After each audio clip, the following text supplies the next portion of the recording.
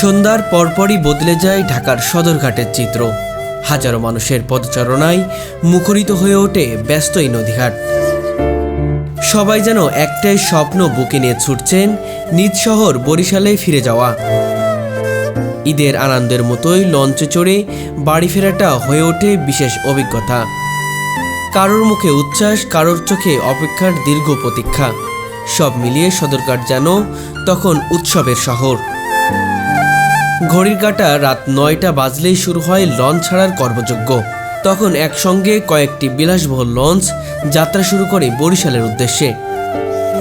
কর্তৃপক্ষের হাঁকডাক ২০০ টাকা, ৩০০ টাকা কিংবা ৪০০ টাকা।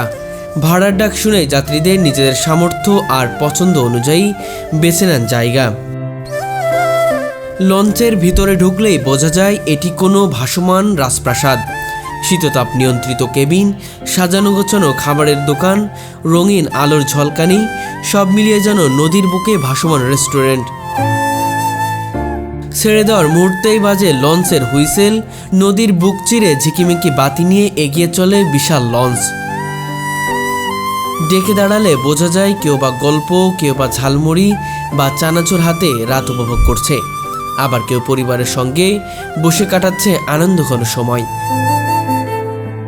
লঞ্চের ছাদে দাঁড়ালে দেখা যায় নদীর উপরে জ্যোৎস্নার অপরূপ খেলা, যা রাতের ক্লান্তি ভুলিয়ে দেয়। মধ্যরাতে যখন সবাই ঘুমিয়ে পড়েন, তখন লঞ্চ যেন ধীরে ধীরে এগিয়ে চলে গন্তব্যের পথে।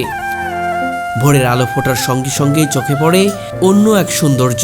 চারিদিকে সবুজ প্রকৃতি, মাঝখান দিয়ে বয়ে চলা বিশাল নদী, আর তার বুক চিরে এগিয়ে চলা মহিরু লঞ্চ, যেন রূপকথার কোনো দৃশ্য।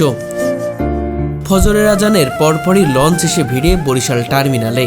ধীরে ধীরে যাত্রীরা নামতে শুরু করেন, আর সঙ্গে নিয়ে যান এক রাতের ভ্রমণের অমিলন স্মৃতি। বরিশালের এই লঞ্চ ভ্রমণ কেবল যাত্রা নয়, এটি এক অনন্য অভিজ্ঞতা। দিনের ক্লান্তি ভুলে রাতের বুকে যাত্রা শুরু করে ভোরে গন্তব্যে পৌঁছানো, একই সঙ্গে ভ্রমণ আর বিশ্রাম, আনন্দ স্মৃতির সমন্বয়ে সাজানো এই যাত্রা শুধুই অনবদ্য।